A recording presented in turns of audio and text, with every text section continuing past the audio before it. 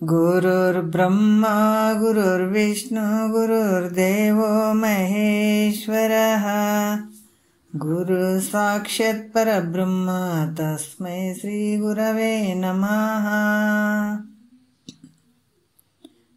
ಶ್ರೀ ಜಗದ್ಗುರು ಸಿದ್ಧಾರೂಢರ ಪಾದಕಮಲಗಳಿಗೂ, ಶ್ರೋತ್ರಿಯ ಬ್ರಹ್ಮನಿಷ್ಠ ಸದ್ಗುರು ಬಸವಾನಂದರ ಪಾದಕಮಲಗಳಿಗೂ, ಅವರ ಪ್ರತಿರೂಪದಂಥ ನಿಜಗುಣಪ್ಪನವರ ಪಾದಕಮಲಗಳಿಗೂ ನನ್ನ ದೀರ್ಘದಂಡ ಪ್ರಣಾಮಗಳನ್ನು ಸಲ್ಲಿಸುತ್ತಾ, ಎಲ್ಲ ಮಹಾತ್ಮರ ಪಾದಕಮಲಗಳಿಗೂ ನನ್ನ ದೀರ್ಘದಂಡ ಪ್ರಣಾಮಗಳನ್ನು ಸಲ್ಲಿಸುತ್ತಾ, ಮನದಲ್ಲಿ ಸ್ಮರಿಸಿಕೊಳ್ಳುತ್ತಾ, ತಮ್ಮೆಲ್ಲರಿಗೂ ವಂದಿಸುತ್ತಾ, ಇವತ್ತಿನ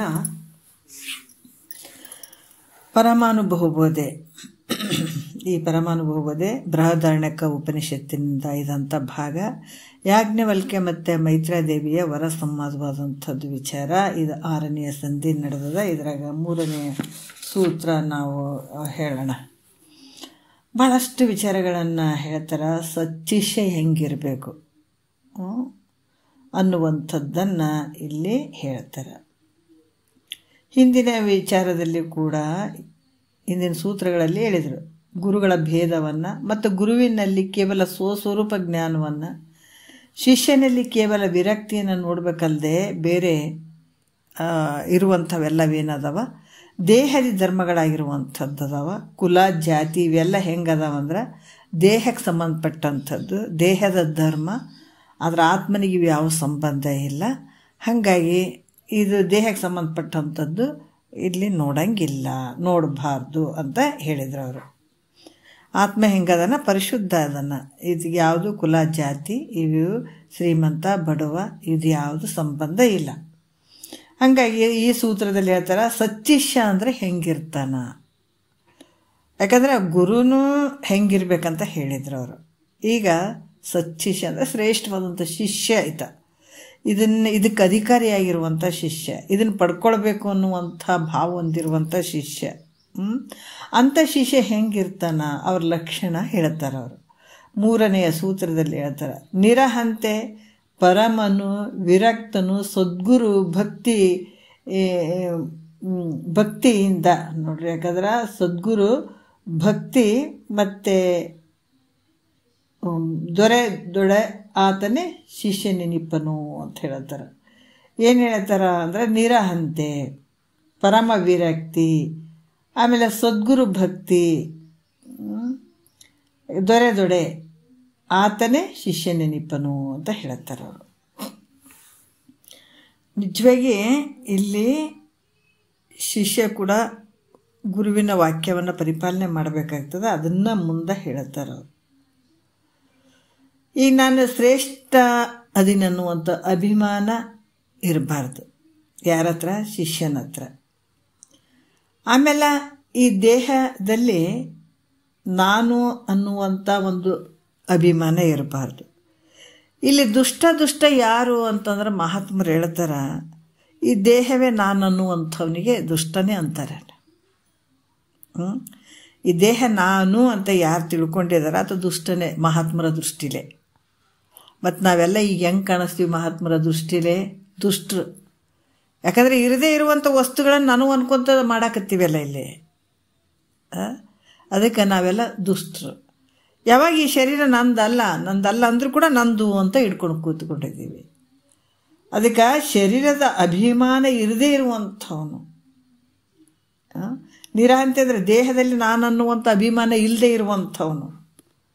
ಮತ್ತು ಪರಮ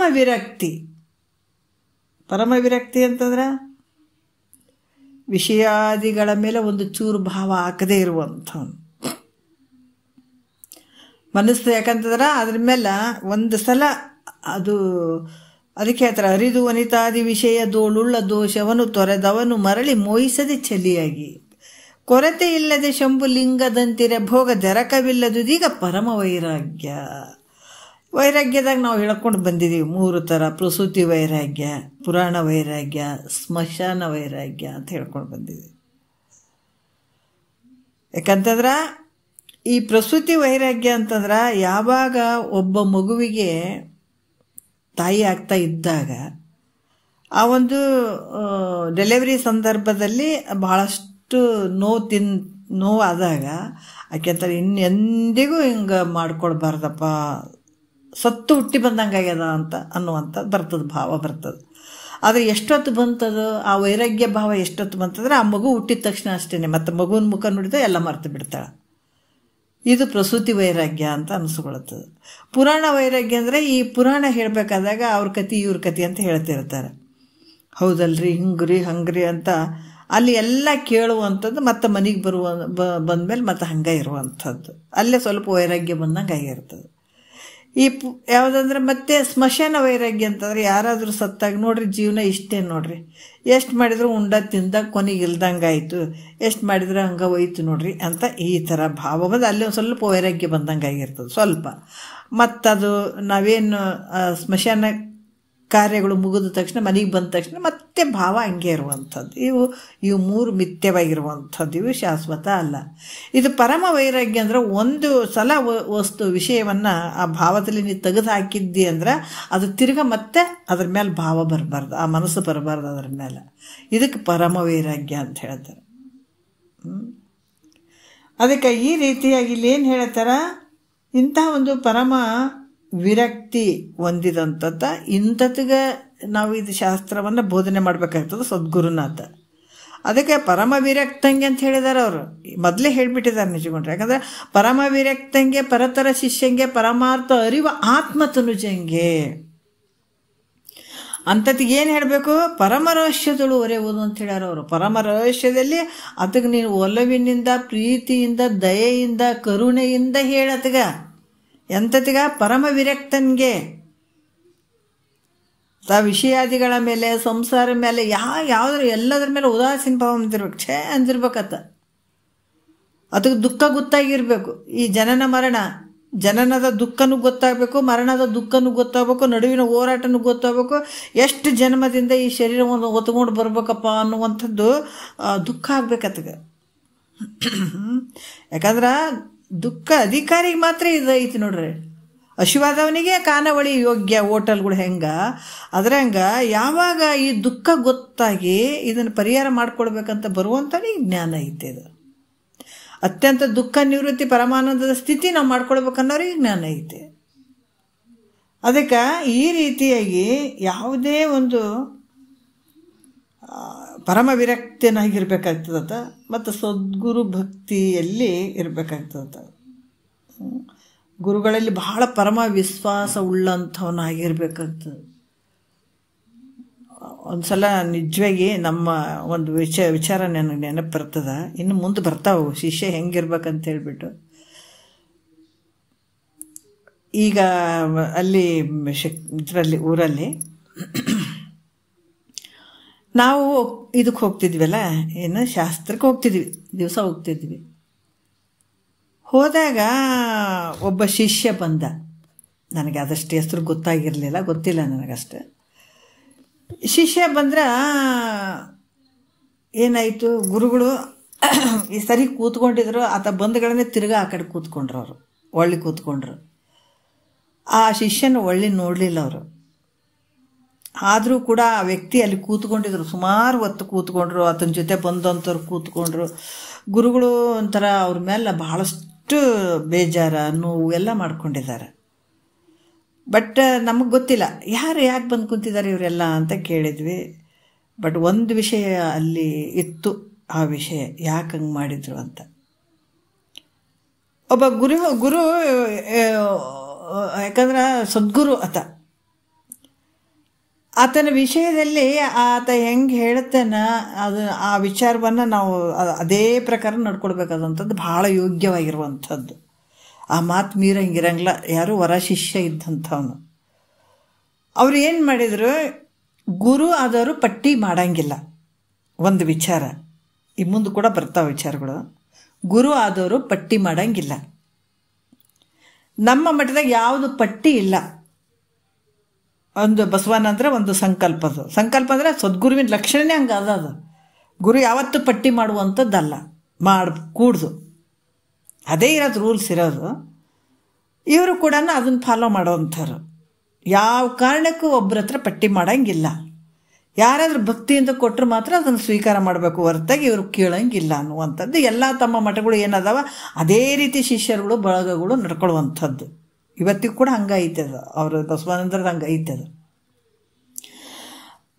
ಮತ್ತು ಬೇರೆ ಕಡೆ ಮಠದಲ್ಲಿ ಅವರು ಏನು ಮಾಡಿದ್ರು, ಬಸವಾನಂದರ ಮಠ ಅಂತಲೇ ಮಾಡಿಬಿಟ್ಟು ಆ ಶಿಷ್ಯ ಏನು ಮಾಡ್ದ, ಒಂದು ಹಿಂಗೆ ಪಟ್ಟಿ ಅದು ಎಲ್ಲ ಎತ್ತಕ್ಕೆ ಶುರು ಮಾಡ್ದ. ಅದನ್ನು ಗುರುಗಳಿಗೆ ಗೊತ್ತಾಯ್ತು. ಅಂದರೆ ಗುರುಗಳಿಗೆ ಗೊತ್ತಾಗಂಗಿಲ್ಲ, ಹೆಂಗಾದರೂ ನಾವು ಬೇರೆ ಹಳ್ಳಿಯಾಗ ಇರ್ತೀವಿ, ಗೊತ್ತಾಗಂಗಿಲ್ಲ. ನಾನು ಮಾಡ್ಕೊಂಡ್ರಾಯ್ತು, ಈ ಏನೋ ಒಂದು ಯಾವುದಕ್ಕೋ ಒಂದು ಭಜನೆ ಗಿಜನೆ ಮಾಡ್ಕೊಡೋದಕ್ಕೆ ಅಥವಾ ಏನೋ ಕಾರ್ಯಕ್ರಮ ಮಾಡ್ಕೊಡೋದಕ್ಕೆ ಬೇಕಾಯ್ತು ಅಂತ ಆತನ ಒಂದು ಉದ್ದೇಶದಿಂದ ಮಾಡಿರ್ಬೋದು, ಗೊತ್ತಿಲ್ಲ. ಬಟ್ ಅದು ಗುರುಗಳ ಕಿವಿಗೆ ಬಿದ್ದುಬಿಟ್ಟದ. ಅಷ್ಟಕ್ಕಂತಂದ್ರೆ ಅವ್ರು ಹೇಳಿದಂಥ ವಾಕ್ಯಕ್ಕೆ ಭಾಳಷ್ಟು ವಿರೋಧ ಆಯ್ತಲ್ಲ. ಹಾಗಾಗಿಬಿಟ್ಟು ಆ ಶಿಷ್ಯ ಬಂದರೂ ಕೂಡ ಅಂಥ ಒಂದು ಹೆಂಗೆ ಭಗವಂತನ ಒಂದು ಸ್ವರೂಪ, ಯಾರು ಇವರು ಗುರುಗಳು, ಅವರು ಮುಖ ನೋಡಂಗ್ಲಂತ ತಿರ್ಗಾ ಆ ಕಡೆ ಕುಂತುಬಿಟ್ರು ನೋಡ್ರಿ. ನಿಜವಾಗಿ ನನಗಂತೂ ಭಯ ಆಗಿಬಿಡ್ತು ನೋಡಿಬಿಟ್ಟು. ಯಪ್ಪ ಶಿವ, ಎಂಥದಪ್ಪ ಇದು. ನನ್ನ ಮನಸ್ಸಿನಾಗ ಅನಿಸ್ತಿತ್ತು, ಹೌದು ಅವ್ರು ಸಿಟ್ಟು ಮಾಡ್ಕೊಂಡಿದ್ದಾರೆ, ಬಟ್ ಈ ಅಪ್ಪ ಆ ಶಿಷ್ಯ ಆದಂಥವ್ನು ಹೋಗಿ ಅವ್ರ ಪಾದ ಹಿಡ್ಕೊಂಡು ನಾನು ಮಾಡಿದ್ದು ತಪ್ಪಾಗ್ಯದ ಅಂತೇಳಿ ಈ ಜನ್ಮದಾಗ ಅವ್ರು ಕ್ಷಮೆ ಕೇಳಬೇಕಪ್ಪ, ಕೇಳಬೇಕು ಅಂತ ನನ್ನ ಮನಸ್ಸು ಅನಿಸ್ತಾ ಇತ್ತು. ಬಟ್ ಆ ಟೈಮ್ನಲ್ಲಿ ಮಾತಾಡೋ ಒಂದಷ್ಟು ನಮಗೆ ಇರಲಿಲ್ಲ, ಮಾತಾಡಲಿಲ್ಲ ಅಂತಂದ್ರೆ. ಬಟ್ ನಾವು ಆ ವಿಚಾರದಾಗ ಹೋದ್ರೆ ಅಷ್ಟು ಸರಿ ಅನಿಸಲ್ಲ ಅಂತ ನಾನು ಸುಮ್ಮನೆ ಕೂತ್ಕೊಂಡೆ, ನನ್ನ ಮನಸ್ಸಿನಾಗ ಅನಿಸಿದ್ದು. ಬಟ್ ಯಾಕಂತಂದ್ರೆ ಅದಕ್ಕೆ ಹೇಳ್ತಾರೆ, ಹರ ಮುನಿದರೆ ಗುರು ಕಾಯುವನು, ಗುರು ಮುನಿದರೆ ಹರ ಕಾಯನು ಅಂತ ಐತೆ ಅದು. ಯಾಕಂದ್ರೆ ಸದ್ಗುರು ಅಷ್ಟು ಒಂದು ಉತ್ಕೃಷ್ಟ ರೂಪದಲ್ಲಿ ಇರ್ತಾನ. ನಾನಂದೆ ತಪ್ಪಾಯಿತು ಅಂತ. ಆ ವ್ಯಕ್ತಿ ನಿಜವಾಗಿ ಒಬ್ಬ ಶಿಷ್ಯ ಇದ್ದನಂದ್ರೆ ತಪ್ಪಾಯಿತು ಗುರುಗಳೇ, ನೀವು ಕ್ಷಮೆ ಮಾಡೋವರೆಗೂ ನಾ ಇಲ್ಲಿ ಜಾಗದಿಂದ ಕದಲಂಗಿಲ್ಲ, ನಿಮ್ಮ ಪಾದ ಹಿಡ್ಕೋತೀನಿ ಅಂತ ಆ ಯಪ್ಪ ಪಾದ ಹಿಡ್ಕೋಬೇಕು. ಈ ಜನ್ಮದಲ್ಲಿ ಆ ಗುರುಗಳ ಒಂದು ಕ್ಷಮೆ ಕೇಳಬೇಕು ಅನ್ನುವಂಥ ಭಾವ ತುಂಬಾ ಇತ್ತು, ನನಗೆ ಅನ್ನಿಸ್ತಿತ್ತು. ಅವ್ನು ಕೇಳಬೇಕು ಆ ವ್ಯಕ್ತಿ ಅಂತ ನನಗೆ ಅನ್ನಿಸ್ತಿತ್ತು ಆ ಮನಸ್ಸು. ಬಟ್ ತುಂಬ ಹೊತ್ತು ಕೂತ್ಕೊಂಡು ಆದರೂ ಗುರುಗಳು ಅದಕ್ಕೆ ಹೇಳ್ತಾರೆ, ಅಂಥ ಶಿಷ್ಯ ಅವ ಶಿಷ್ಯ ಆಗಿರದೇ ಇದ್ದಾಗ ಸದ್ಗುರು ಅಂಥವ್ರಿಗೆ ಕೈ ಬಿಡ್ಬೇಕು ಅನ್ನೋದು ಇರ್ತದೆ. ಹಂಗಾಗಿಬಿಟ್ಟು ತಿರ್ಗಾ ಅವ್ರ ಮುಖ ಕೂಡ ನೋಡೋಕ್ಕೆ ಹೋಗಲಿಲ್ಲ ಸದ್ಗುರುನಾಥ. ಹಿಂಗೆ ಯಾಕಂತಂದ್ರೆ ಕೆಲವೊಂದು ಗುರುಗಳು ಹೆಂಗೆ ಹೇಳ್ತಾರೆ ಆ ರೀತಿ ನಡ್ಕೊಳ್ಳುವಂಥದ್ದು, ಅದೇ ಪ್ರಕಾರ ಆ ಶಿಷ್ಯ ಹೋಗುವಂಥದ್ದು, ಗುರುವಿನಲ್ಲಿ ವಿಶ್ವಾಸ, ಪರಮ ವಿಶ್ವಾಸ ಇಡುವಂಥದ್ದು, ಅಥವಾ ವರ ಶಿಷ್ಯ ಅಂತ ಅನಿಸ್ಕೊಳ್ತಾನ ಅಂತಾರೆ ಮಹಾತ್ಮರು. ಅದಕ್ಕೆ ಇಲ್ಲಿ ಕೂಡ ಏನು ಹೇಳ್ತಾರ, ಗುರುಗಳಲ್ಲಿ ಪರಮ ವಿಶ್ವಾಸ ಉಳ್ಳವನಾಗಿರುವಂಥವನು, ಗುರುಗಳು ಏನು ಹೇಳ್ತಾರೆ ಅದೇ ಪ್ರಕಾರ ನಡ್ಕೊಳ್ಳುವಂಥವನು ನೋಡ್ರಿ. ಯಾಕಂದ್ರೆ ಈ ರೀತಿಯಾಗಿ ನಾವು ಸಚ್ಚಿದಾನಂದ ಅವಧೂತರದ್ದು ಗೊತ್ತಿರ್ತದೆ ನಿಮ್ಗೆ. ಇಬ್ಬರು ಜೊತೆಯಾಗಿ ಹೋಗ್ತಾಯಿದ್ರು ಗುರು ಶಿಷ್ಯರು. ಅವ್ರು ಏನು ಹೇಳಿದರು, ಸಚ್ಚಿದಾನಂದ ಗುರುಗಳು ಅವರು ಸಚ್ಚಿದಾನಂದ ಅವಧೂತರಿಗೆ ಏನು ಹೇಳಿದರು ಗುರುಗಳು, ಅವ್ರ ಗುರುಗಳು ಒಂದು ದೊಡ್ಡ ಗಿಡ ಇತ್ತು, ಗಿಡಕ್ಕೆ ಹೋಗಿ ನೋಡಬೇಕು. ಸದ್ಗುರುನಾಥ್ ಪರೀಕ್ಷೆ ಮಾಡ್ತಾನಲ್ಲ, ಹೋಗಿ ಮೇಲ್ಗಡೆ ಒಂದು ಸಣ್ಣದೊಂದು ಕೊಲ್ಲೆ ಐತ್ರಿ ಗಿಡದ್ದು, ಅದಕ್ಕೆ ತೂಗು ಬೀಳುವಂತಂದ್ರೆ ಅಂದಾಗ ಈತ ಏನು ಮಾಡಿದ, ಯಾಕಂದ್ರೆ ಗುರು ವಾಕ್ಯನೇ ಶ್ರೇಷ್ಠ ಅಂತೈತ. ಏನು ಮಾಡಿದ, ಗುರುಗಳು ಅಪ್ಪಣೆ ಆಗ್ಯದಲ್ಲ, ಆಜ್ಞೆ ಆಗ್ಯದ, ಎಲ್ಲರೂ ಬೇಡ ಗುರುಗಳೇ ಬಿದ್ದು ಹೋಗ್ತಾನೆ, ಸತ್ತು ಹೋಗ್ತಾನೆ ಅಂತಂದ್ರು ಕೂಡ ತಿರುಗಿ ಸುಮ್ಮನೆ ನಿಂತುಬಿಟ್ರೆ ಗುರುಗಳು ಆ ಕಡೆ ತಿರುಗಿ ಏನು ಮಾಡ್ತಾನೆ ನೋಡೋಣ ಅಂತ. ಆಯಿತು, ಸತ್ತೋದ್ರ ಪರವಾಗಿಲ್ಲ, ಗುರುವಾಕ್ಯ ಐತೆ ಅಂತ ಹೇಳಿಬಿಟ್ಟು ಮೇಲ್ಗಡೆ ಗಿಡ ಹತ್ತಿಬಿಟ್ಟು ನೋಡ್ರಿ. ಹತ್ತಿ ಆ ಕೊಂಬೆ ಹಿಡ್ಕೊಂಡು ಹಿಂಗೆ ಜೋತು ಬಿದ್ದ, ಅದು ಮುರಿದು ಬಿಟ್ಟು ದಪ್ಪಂತ ಕೆಳಗೆ ಬಿದ್ದ, ಬರಲೇ ಬಿದ್ದ. ಕೆಳಗಡೆ ಕಲ್ಲುಗಳು ಅವೆಲ್ಲ ಇದ್ದವು. ಗುರುಗಳು ಆ ಕಡೆ ಮುಖ ಮಾಡ್ಕೊಂಡು ನಿಂತಿದ್ರು. ಎಲ್ಲರೂ ಸತ್ತೋದು ಅಂತ ಓಡಿ ಬಂದು ನೋಡ್ತಾರೆ, ಅವನಿಗೇನೂ ಆಗಿರಲಿಲ್ಲ. ಹಂಗೆ ಗುರು ಏನು ಹೇಳ್ತಾನ ಅದನ್ನ ಮೇಲೆ ವಿಶ್ವಾಸ ಇಟ್ಟು ಆ ರೀತಿ ನಡ್ಕೊಂಡದ್ದು ಅದು ವರ ಶಿಷ್ಯ ಅನಿಸ್ಕೊಳ್ತಾನ. ನಾವು ಕಬೀರ್ದು ಕೇಳಿದ್ದೀವಿ, ಸಿದ್ಧಾರೂಢರು ಒಂದು ವಿಚಾರದಲ್ಲಿ ನಾವು ಕೇಳ್ತೀವಿ, ಸ್ನಾನ ಮಾಡಬೇಕಾದಾಗ ಎಲ್ಲರೂ ಹೇಳ್ತಿದ್ರು, ಇವರು ಸಿದ್ಧಾರೂಢರು ಇನ್ನೊಬ್ರು ಶಿಷ್ಯರಿಗೊಂದು ಈ ಥರ ಭೇದ ಭಾವ ಮಾಡ್ತಾರಂತ ಎಲ್ಲರೂ ಮಾತಾಡ್ಕೊಳ್ತಾ ಇದ್ರು. ಯಾಕಂದ್ರೆ ಕಬೀರ್ದಾಸರಿಗೆ ಭಾಳಷ್ಟು ಪ್ರೀತಿ ಮಾಡ್ತಾರೆ, ಭಾಳಷ್ಟು ಜೀವ ಮಾಡ್ತಾರೆ. ಅದಕ್ಕೆ ದಿನಾ ಒಂದೊಂದು ಬಟ್ಟೆ, ಹೊಸ ಬಟ್ಟೆ ಹಾಕೋತಾನ. ಹಂಗೆಲ್ಲ ಮಾತಾಡ್ಕೊಳ್ತಾ ಇದ್ದಾಗ ನೋಡ್ರಪ್ಪ ಹಂಗಲ್ಲ, ಅದನ್ನ ಪ್ರಾರಬ್ಧ ಹಂಗೆ ಐತ್ರಪ್ಪ, ಹಂಗೆಲ್ಲ ಅನ್ಬೇಡ್ರಿ ಅಂತಂದ್ರೂ ಕೇಳಲಿಲ್ಲ. ಅದಕ್ಕಾಗಿ ಕಬೀರ ನೀ ಹೆಂಗೀದಿ ಹಂಗೆ ಹೊಂಟು ಬಿಡು ಮಠ ಬಿಟ್ಟು ಅಂತ ಹೇಳಿದರು ಸಿದ್ಧಾರೂಢರು. ಆವಾಗ ಆತ ಲಂಗೋಟಿ ಮೇಲೆ ಸ್ನಾನ ಮಾಡಬೇಕಾದಾಗ ನನ್ನ ಗುರು ಯಾಕೆ ನಾವು ಹೋಗ್ಬೇಕಂತ ಕೇಳಲಿಲ್ಲ ನೋಡ್ರಿ. ಯಾಕಂದ್ರೆ ಗುರುವಿಗೆ ಒಂದು ಮಾತು ಎಕ್ಸ್ಟ್ರಾ ಆಡಂಗಿರಂಗಿಲ್ಲ, ಯಾಕ ಅಂತ ಪ್ರಶ್ನೆ ಮಾಡಂಗಿಲ್ಲ. ಎಂಥ ಶಿಷ್ಯರ್ರಿ ಅವರು. ನಾವು ನೋಡ್ಬೇಕು. ಅದಕ್ಕೆ ಈ ವಿಚಾರ ಬಂದದಂತ ಈ ವಿಚಾರಗಳು ಬಂದವು. ಎಂಥ ಒಂದು ಭಾವ ಇರ್ಬೋದು ರೀ ಗುರುವಿನ ಮೇಲೆ ಇಟ್ಟಂಥ ಭಾವ. ನಾನು ಏನು ತಪ್ಪು ಮಾಡಿದ್ದೀನಿ, ನಾನು ಯಾಕೆ ಹೋಗ್ಬೇಕಂತ ಕೇಳ್ಬೋದಾಗಿತ್ತು ಕಬೀರ್ ದಾಸರು. ಕೇಳಲಿಲ್ಲ. ಗುರುವಿಗೆ ಆ ಥರ ಮಾತಾಡಂಗಿಲ್ಲ. ಆಯಿತು ಅಂತಂದ್ರೆ ಹಂಗೆ ನೀರು ಹಾಕೊಂಡ್ರು, ಕಣ್ಣಾಗ ನೀರು ಸುರಿತಾ ಇದ್ದವು, ಮಠ ಬಿಟ್ಟು ಹೊಂಟ್ಬಿಟ್ರು ನೋಡ್ರಿ. ನನ್ನ ಗುರುವಿನ ಅಪ್ಪಣೆ ಆಗ್ಯದ, ಮಠ ಬಿಟ್ಟು ಹೋಗಂತಂದಿದ್ದಾರ, ನಾವು ಹೋಗ್ತೀನಿ ಅಂತೇಳಿ ದುಃಖದಿಂದ ಹೋಗ್ತಾ ಇದ್ದ. ಯಾವ ದಾರಿ ಯಾವ ಊರು ಏನು ಗೊತ್ತಿಲ್ಲ, ಅರಿವಿಲ್ದ ಹೊಂಟು ಬಿಟ್ಟಿದ್ದಾತ. ಎದುರುಗಡೆ ಮಂದಿ ಬಂದರು. ಸಿದ್ಧಾರೂಢರು ಒಂದು ಇದಕ್ಕಾಗಿ ದರ್ಶನ ತೊಗೊಳೋದಕ್ಕಾಗಿ ಬರ್ತಾ ಇದ್ರು ಎದುರುಗಡೆ ನೋಡ್ರಿ. ಬಂದಾಗ ಎಲ್ಲಿ ಹೋಗ್ತಾ ಇದ್ದಾನ ಸಿದ್ಧಾರೂಢರ ಹತ್ರ ಇರೋಂಥ ಕಬೀರ್ ದಾಸರೆಲ್ಲ ಎಲ್ಲಿ ಹೋಗ್ತಾ ಇದ್ದಾರೆ ಕೇಳಿದ್ರಿ. ಎಲ್ಲಿ ಹೋಗ್ತಾ ಇದ್ರಿ ಗೊತ್ತಿಲ್ಲ, ಎಲ್ಲಿ ಹೋಗ್ತಾ ಇದ್ದೀನಿ ಗೊತ್ತಿಲ್ಲ. ಹಿಂಗೆ ಗುರುಗಳು ಅಪ್ಪಣೆ ಆಗ್ಯದ, ನಾನು ಹೋಗ್ತಾ ಇದ್ದೀನಿ. ನಾವು ಗುರುಗಳಿಗೆ ಕಾಲು ಹಿಡ್ದು ಬೇಡ್ಕೊಳ್ತೀವಿ, ಅವ್ರ ಪಾದ ಹಿಡ್ಕೊಳ್ತೀವಿ, ನೀನು ನಡ್ರಿ ನಿಮ್ಮನ್ನು ಕರ್ಕೊಂಡು ಹೋಗ್ತೀವಿ ಅಂತ ಅವ್ರು ಮುಂದಕ್ಕೆ ಬಿಡಲಿಲ್ಲ. ಕೊನೆಗೆ ಆತಗೆ ಅಂಗಡಿಗೆ ಹೋಗಿ ಹೊಸ ಬಟ್ಟೆ ಹಾಕ್ಕೊಂಡೇ ಕರ್ಕೊಂಡು ಬಂದರು. ಅವಾಗ ಸಿದ್ಧಾರೂಢರು ನೋಡ್ರಿ ಆತನ ಪ್ರಾರಬ್ಧ ಐತೆ, ಮತ್ತೆ ಹೆಂಗೆ ಹೋಗಿದ್ದ ಹೆಂಗೆ ಬಂದ ನೋಡು ಅಂತ ಹೊಸ ಬಟ್ಟೆ ಹಾಕ್ಕೊಂಡೇ ಬಂದಿದ್ರು ಕಬೀರ್ ದಾಸರು. ಅಂಥ ಒಂದು ಶಿಷ್ಯರ್ರಿ. ಭಾಳಷ್ಟು ನಾವು ವಿಚಾರಗಳನ್ನು ಮಾಡಿದ್ರೆ ಅಂತಹ ಒಂದು ವರ ಶಿಷ್ಯರ್ರಿ ಅವರೆಲ್ಲ, ವರ ಶಿಷ್ಯರು ಅಂತ ಅನಿಸ್ಕೊಳ್ತಾರೆ ಅವರೆಲ್ಲ. ಮತ್ತು ಇವರು ಬಹಳಷ್ಟು ವಿಚಾರಗಳನ್ನು ನಾವು ನೋಡಿದಾಗ, ಅಂಥ ಮಹಾತ್ಮರ ವಿಚಾರಗಳನ್ನು ನೋಡಿದಾಗ ಆ ರೀತಿ ಇರುವಂಥ ವರ ಶಿಷ್ಯ ಅಂತ ಅನಿಸ್ಕೊಳ್ತಾರೆ ಅವರು.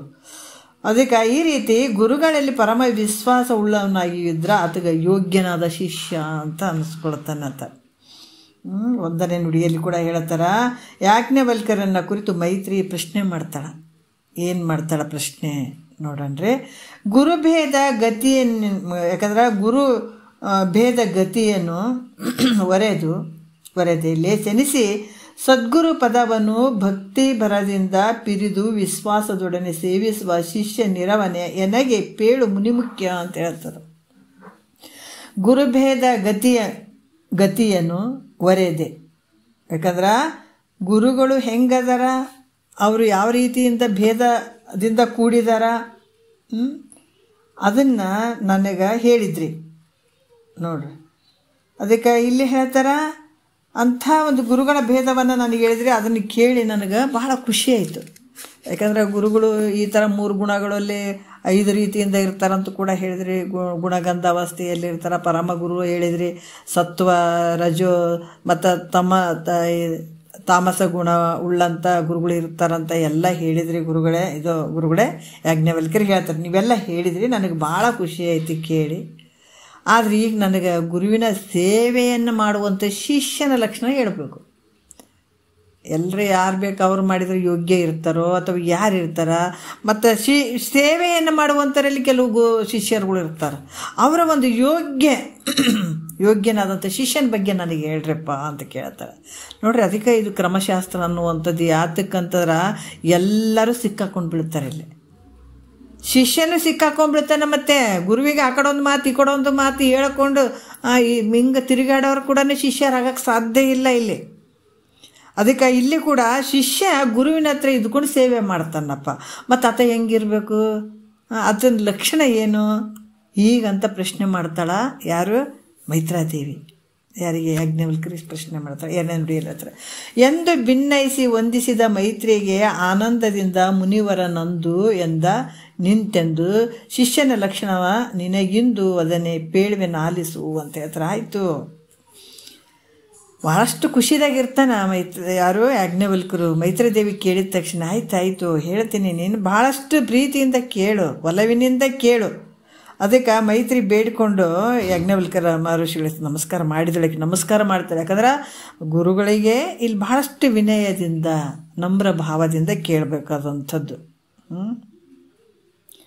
ಯಾಕಂದ್ರೆ ಅದಕ್ಕೆ ವನಿತೆ ಮೈತ್ರಿ ತನ್ನಿನೇನು ಭಕ್ತಿ ಭಾವನೆ ಅಳವಟ್ಟು ವಂದಿಸಿ ತನ್ನ ಮನದನುರಾಗವನ್ನು ಅಲ್ಲರುತ್ತರೆ ಬೆಸೆಗೊಂಡಳು ಅನುಪಮ ಅದ್ವೈತ ವಿಷಯವನ್ನು ಅಂತ ಹೇಳ್ತಾರೆ. ಯಾಕಂದ್ರೆ ಅಷ್ಟೊಂದು ನಮ್ರ ಭಾವದಿಂದ ಭಕ್ತಿ ಭಾವದಿಂದ ಕೇಳ್ತಾಳೆ. ಇದೇನು ನನ್ನ ಗಂಡ ಅದನ್ನು ಬಿಡು ಹೆಂಗೆ ಬೇಕಂಗೆ ಕೇಳ್ತೀನಿ ಅಂತಲ್ಲ, ಗುರು ಭಾವ ಮಾಡಿಕೊಂಡು ನಮ್ರ ಭಾವದಿಂದ ಕೇಳ್ತಾಳಾಕಿ. ಅದಕ್ಕೆ ನಮಸ್ಕಾರ ಮಾಡಿ ಕೇಳ್ತಾಳ. ಅದನ್ನು ಕೇಳಿಬಿಟ್ಟು ಯಾಜ್ಞವಲ್ಕರು ಬಹಳಷ್ಟು ಖುಷಿ ಆಗ್ತಾರೆ. ಆಯಿತು, ನಾ ಹೇಳ್ತೀನಿ, ಮುಂದೆ ಯೋಗ್ಯನಾದಂಥ ಶಿಷ್ಯನ ಲಕ್ಷಣವನ್ನು ನಿನಗಾಗಿ ಹೇಳ್ತೀನಿ ಕೇಳು ಮೈತ್ರ ಅಂತ ಆತ ಹೇಳ್ದ. ಯಾರು? ಯಾಜ್ಞವಲ್ಕರು ಹೇಳಿದರು. 3ನೇ ನುಡಿಯಲ್ಲಿ ಹೇಳ್ತಾರೆ, ಶಿಷ್ಯನಲ್ಲಿ ಇರ್ತಕ್ಕಂಥ ಯೋಗ್ಯವಾದ ಗುಣಗಳು ಯಾವುವು ಅವನು ಹೇಳ್ತಾರೆ. ನೋಡ್ರಿ ಹೆಂಗಿರ್ತಾನೆ ಆ ಶಿಷ್ಯ, ಈ ಥರ ಗುಣಗಳಿದ್ರೆ ಇದು ವರ ಶಿಷ್ಯ, ಶ್ರೇಷ್ಠವಾದಂಥ ಶಿಷ್ಯ ಅಂತ ತಿಳ್ಕೊಂಬಿಡ್ರಿ ಅಂತ ಹೇಳ್ತಾರೆ ಅವರು. ಈಗ ಅದರಲ್ಲಿರುವಂಥ ವಿಚಾರಗಳನ್ನು ಹೇಳ್ತಾರೆ 3ನೇ ನುಡಿಯಲ್ಲಿ. ಗುರುಭಕ್ತಿ ನಿರಹಮ್ಮು ನಿರಾಪೇಕ್ಷೆ ಸೈರಣೆ ಕರ್ಣಾನುಕೂಲತೆ ಪರಿಣಾಮ ಸುರಸ ಸುಸ್ಥಿರ ಬುದ್ಧಿ ಸದ್ಗುಣವಿರಲಾತ ವರಶಿಷ್ಯ ನೆನೆಸುವ ಲಲಿತಾಂಗಿ ಅಂತ ಹೇಳ್ತಾರೆ. ಆತ ಹೆಂಗಿರಬೇಕು? ಗುರುಭಕ್ತಿ. ಲಲಿತಾಂಗಿ ಅಂದ್ರೆ ಮನೋಹರಳಾದಂಥ ಮೈತ್ರಾದೇವಿಯೇ ಗುರುಭಕ್ತಿ ಅಂದರೆ ಗುರುಗಳಲ್ಲಿ ಭಾಳಷ್ಟು ಶ್ರೇಷ್ಠವಾದ ಭಕ್ತಿಯಿಂದ ಇರುವಂಥದ್ದು ಅಥವಾ ಪ್ರೀತಿಯಿಂದ ಇರುವಂಥದ್ದು.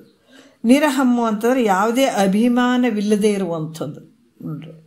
ಯಾಕಂದ್ರೆ ಗುರುಗಳಲ್ಲಿ ಮೊದಲೇ ಹೇಳಿಬಿಟ್ಟಾರೆ ಹೆಂಗೆ ಹೇಳ್ಬೇಕಂತಂದ್ರೆ ಹೇಳಿದಾರೆ ಅವರು. ಆವ ಕಾಲದೋಳು ಬಳಿಕ ಆವ ದೇಶದೋಳು ಬೇರಾವ ವಸ್ತುವಿನೋಳು ಒಡವರೇದ ಅತಿ ಮಮತೆ ಆವ ಪರಿಯೋಳು ತನ್ನ ಮೇಲಿರ್ಪುದಂತೆ ಗುರು ದೇವತೆಯೋಳು ಅನುರಾಗ ವಿಹುದೇ ನಿಜ ಭಕ್ತಿ ಅಂತ ಹೇಳಿದಾರೆ ಅವರು. ನಿಜ ಭಕ್ತಿ ಹೆಂಗಂದ್ರೆ ನಿನ್ನ ಶರೀರದ ಮೇಲೆ ಯಾವ ಕಾಲಕ್ಕಾದ್ರೂ ನೀನು ಇದು ಒಂಥರ ಉದಾಸೀನ ಮಾಡ್ಕೊಂಡಿಲ್ಲ, ನೀನು ಅಷ್ಟೊಂದು ಪ್ರೀತಿ ಇಟ್ಕೊಂಡಿದ್ದು ನಿನ್ನ ಶರೀರದ ಮೇಲೆ. ಅದೇ ರೀತಿ ಒಂದು ಗುರುವಿನ ಮೇಲೆ ಇಡುವಂಥ ಪ್ರೀತಿ ಅದು, ಆ ರೀತಿ ಇರಬೇಕು ನಿನಗೆ. ಅದಕ್ಕೆ ಗುರುಗಳಲ್ಲಿ ತನ್ನಲ್ಲಿದ್ದಂಥ ಪ್ರೀತಿ ಹೆಂಗಿರ್ತ ಗುರುವಿನ ಮೇಲೆ ಇಡಬೇಕಾಗ್ತದೆ. ಮತ್ತು ಒಂದು ಕಾಲಕ್ಕಿಟ್ಟೆ ಒಂದು ಕಾಲಕ್ಕಿಲ್ಲ. ಅವ್ರ ಮುಂದೆ ಪ್ರೀತಿ ಮಾಡ್ದಂಗೆ ಮಾಡಿದೆ, ಜೀವ ಮಾಡ್ದಂಗೆ ಮಾಡಿದೆ, ಏನು ಇಂಥ ಒಂದು ಸೇವೆ ಮಾಡಕತ್ತೇನಂತ ಅನ್ಸ್ಕೊಳಂಗೆ ಮಾಡಿದೆ, ಮತ್ತು ತಿರ್ಗಾ ಅವ್ರಿಂದು ಇರ್ಲಾರ್ದಾಗ ಸುಮ್ಮ ಕುಂತೆ. ಹಂಗಲ್ಲ, ಗುರು ಹೆಂಗೆ ಹೇಳಿದಾನ ಆ ಪ್ರಕಾರ ನಡ್ಕೊಡುವಂಥದ್ದು. ಗುರು ಇರಲಿ ಇರದೇ ಇರಲಿ, ನಿನ್ನ ಸೇವಾಧಿಕಾರಿಗಳು ಏನದಾವ ಅವು ನಿಯತ್ತಿಂದ ಮಾಡಬೇಕು. ಅಷ್ಟೇ ವಿಶ್ವಾಸ ಉಳ್ಳಂಥವನಾಗಿರಬೇಕು. ಇದು ಈ ರೀತಿ ಗುರುಭಕ್ತಿಯು ಹೇಳಿದ್ವಿ. ಯಾಕಂದ್ರೆ ಮೊದಲು ನಾವು ನಿಜಗುಂಡ್ರದ್ದು ನಾವು ನೋಡ್ಬೋದು, ಶಿಶುನಾಳ ಶರೀಫ್ರದ್ದು ನಾವು ನೋಡ್ಬೋದು, ವಿವೇಕಾನಂದರದ್ದು ನೋಡ್ಬೋದು, ಹೌದಲ್ಲ, ಸಿದ್ಧಾರೂಢರದ್ದು ನೋಡ್ರಿ. ಎಂಥ ಒಂದು ಎಲ್ಲ ಏನು ಗೊತ್ತಿರಲಿಲ್ಲ ಅವರಿಗೆ. ಎಂಥ ಒಂದು ಎಲ್ಲವನ್ನು ಕಟ್ಟಿಗೆ ಓಡ್ಕೊಂಡು ಅಲ್ಲಿ ಕಸಾದು ಓಡ್ಕೊಂಡು 12 ವರ್ಷ ಅಲ್ಲಿ ಕೂತ್ಕೊಂಡು ಇನ್ನುವರೆಗೆ ಇವತ್ತು ಕಲ್ಲು ನೋಡ್ಬೋದು. ಅವ್ರು ಕೂತ್ಕೊಂಡು ಕೇಳಿದಂಥ ಕಲ್ಲನ್ನು, ಅದು ಪಾವನ ಆಗಿಬಿಟ್ಟದ ಕಲ್ಲು. ಅದಕ್ಕೆ ನೀನಿಟ್ಟ ನೆಲವೇ ಸುಕ್ಷೇತ್ರ ಅಂತ. ನಮ್ಗೆ ಯಾಕೆ ಇಷ್ಟೊಂದು ಮಹಾತ್ಮರು ತಿರುಗಾಡಿದಂಥ ಜಾಗ, ಒಂದು ಆ ಒಂದು ಮಣ್ಣಾಗಿರ್ಬೋದು, ಕಲ್ಲುಗಳಾಗಿರ್ಬೋದು, ಅವರೊಂದು ಸ್ಪರ್ಶ ಮಾಡಿದ್ವಿ. ಇವತ್ತಿಗೂ ನಾವು ಆ ಸ್ಪರ್ಶ ಮಾಡ್ತೀವಲ್ಲ, ಅದು ಪುಣ್ಯದ ಕ್ಷೇತ್ರ ಅನ್ಸ್ಕೊಂಡ್ಬಿಡ್ತದೆ ನೋಡ್ರಿ. ಅದಕ್ಕೆ ಇಲ್ಲಿ ಗುರುಗಳು ತನ್ನಲ್ಲಿದ್ದ ಪ್ರೀತಿ ಹಂಗ ಗುರುವಿನ ಹತ್ರ ಮೇಲೆ ಇಡುವಂಥದ್ದು. ಗುರುಗಳ ಅಲ್ಲಿ ಯಾಕಂದ್ರೆ ಅಲ್ಲಿ ಹತ್ರ ಇದ್ದಾಗ ಗುರುವಿನ ಸೇವೆ ಮಾಡಬೇಕಾದಾಗ ಕಿಂಕರತ್ವ ಭಾವದಿಂದ ನಿರಂಕಾರದಿಂದ ಇರುವಂಥದ್ದು, ಯಾವುದೇ ಒಂದು ಅಭಿಮಾನ ಇಲ್ಲದೇ ಇರುವಂಗೆ. ಯಾಕಂತಂದ್ರೆ ಇಲ್ಲಿ ಕೂಡ ಮತ್ತೆ ಹೇಳ್ತಾರ ನಿರಹಂಕಾರ ಯೋಗಕ್ಷೇಮಗಳ ಸಲುವಾಗಿ ಭೋಗಗಳನ್ನು ಅಪೇಕ್ಷಿಸದೆ ಇರುವಂಥದ್ದು ನಿರಾಪೇಕ್ಷೆ ಅಂತಂದ್ರೆ ತನ್ನ ಯೋಗಕ್ಷೇಮಗಳ ಸಲುವಾಗಿ ನೋಡ್ರಿ ಯಾವುದೇ ಭೋಗಗಳನ್ನು ಅಪೇಕ್ಷೆ ಮಾಡದೇ ಇರುವಂಥದ್ದು ಒಂದು. ಯಾಕಂತಂದ್ರೆ ಅಲ್ಲಿ ತನ್ನ ಗುರುವಿನ ಸಲುವಾಗಿ ಇವು 4 ಸೇವಾದಿಗಳನ್ನು ಇಟ್ಟಿದ್ದಾರೆ. ಆಪ್ತಾಂಗ ಸ್ಥಾನ ಸದ್ಭಾವ ಅಂತ. ತನ್ನ ಒಂದು ಸ್ವಾರ್ಥಕ್ಕಾಗಿ ಏನು ಮಾಡೋಂಗಿಲ್ಲ, ಎಲ್ಲ ಸದ್ಗುರುವಿನ ಒಂದು ಯೋಗಕ್ಷೇಮವನ್ನು ನೋಡ್ಕೊಳ್ಳುವ ಸಲುವಾಗಿ ತನ್ನ ಭೋಗಗಳನ್ನು ಅಪೇಕ್ಷೆ ಮಾಡೋಂಗಿಲ್ಲ, ಮಾಡಬಾರ್ದು. ಯಾಕಂತಂದ್ರೆ ಇಲ್ಲಿ ಕೂಡ ಹೇಳ್ತಾರೆ ಈ ಯಾವುದೇ ಒಂದು ಅಪೇಕ್ಷೆ ಮಾಡ್ದೇ ಸೇವಾದಿಗಳನ್ನು ಮಾಡುವಂಥದ್ದು ಇದು ನಿರಾಪೇಕ್ಷೆ ಅಂತ ಅನ್ಸ್ಕೊಳ್ತದೆ. ಇಲ್ಲ ಗುರುವಿನಿಂದ ನನಗೇನಾದರೂ ಸಿಗ್ತದೆ, ರೊಕ್ಕ ಸಿಗ್ತದೆ, ರೂಪಾಯಿ ಸಿಗ್ತದಂದ್ರೆ ಕೆಟ್ಟೋಯ್ತಲ್ಲಿ ಮಾತು.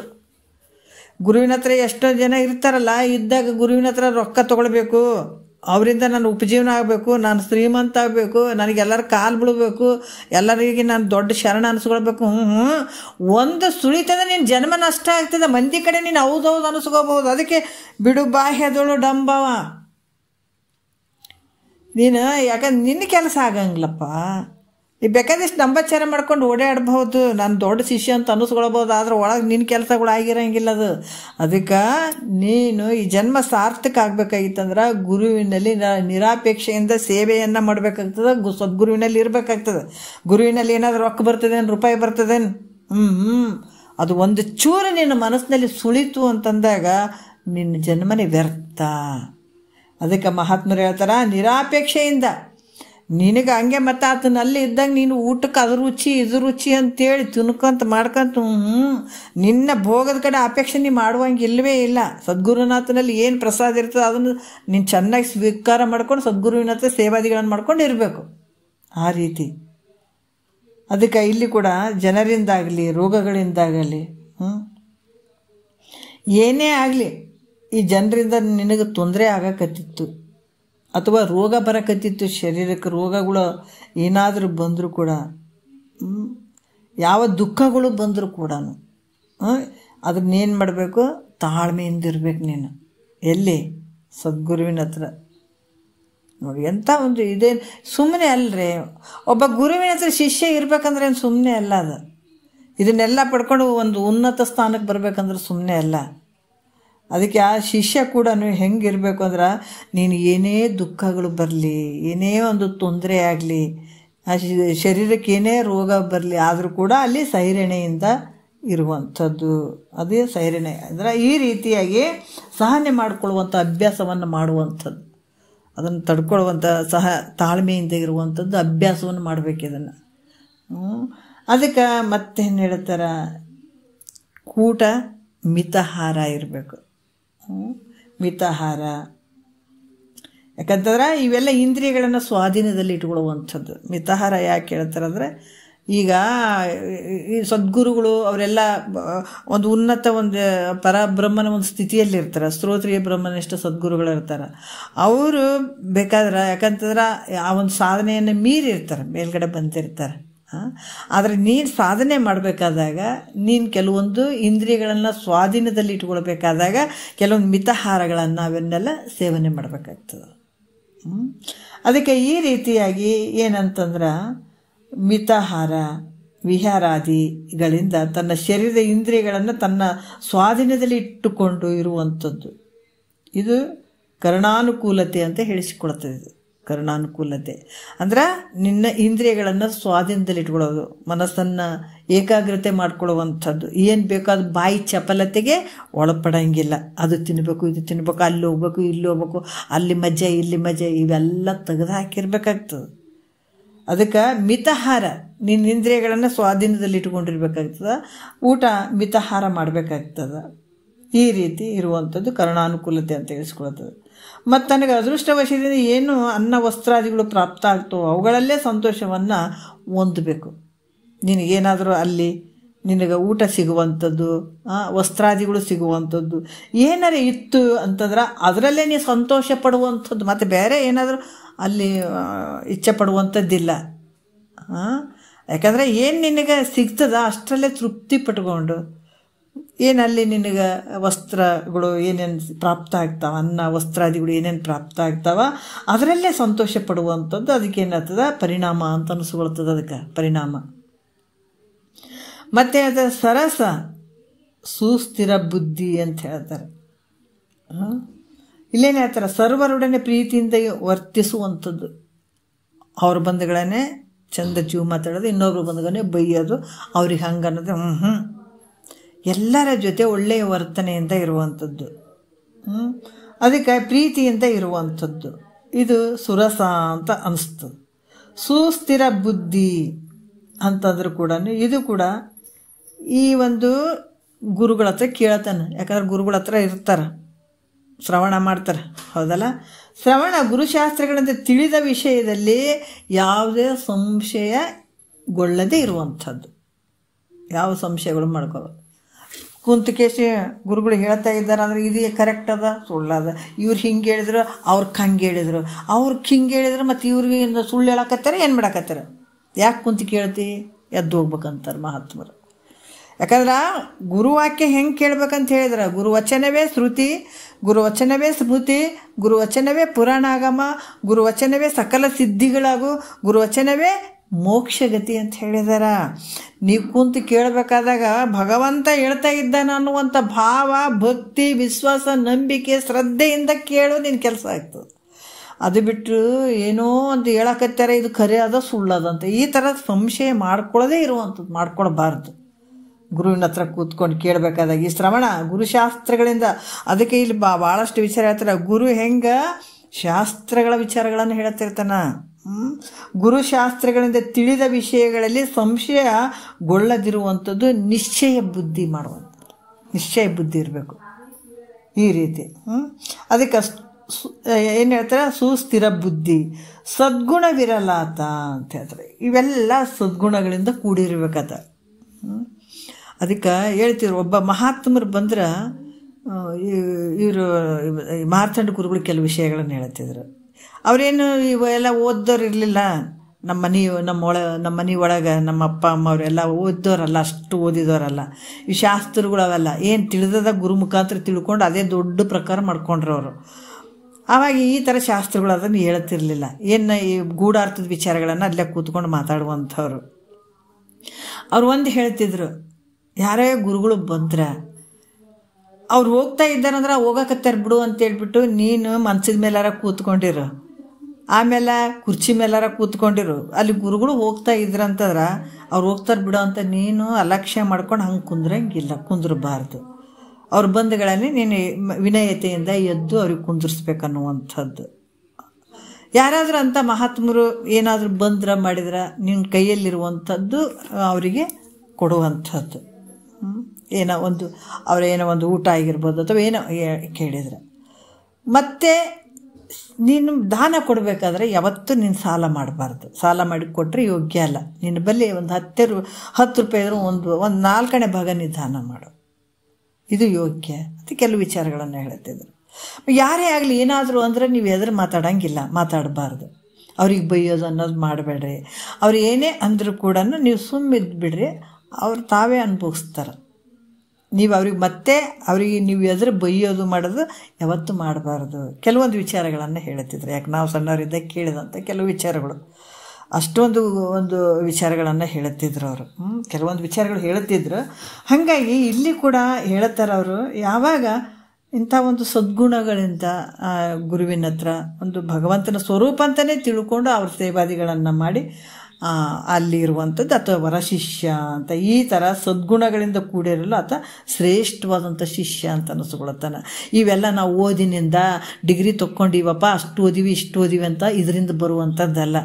ಇದು ನಮ್ಮ ಒಳಗಡೆನೇ ಇರಬೇಕು.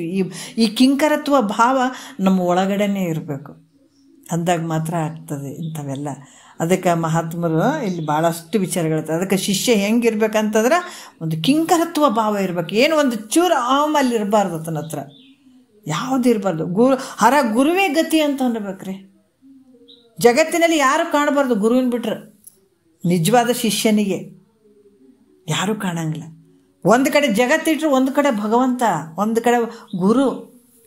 ತೂಕ ಮಾಡಿದರೆ ಯಾವುದು ಸದ್ಗುರುನಾಥನ ವೇಟ್ ನೋಡ್ರಿ.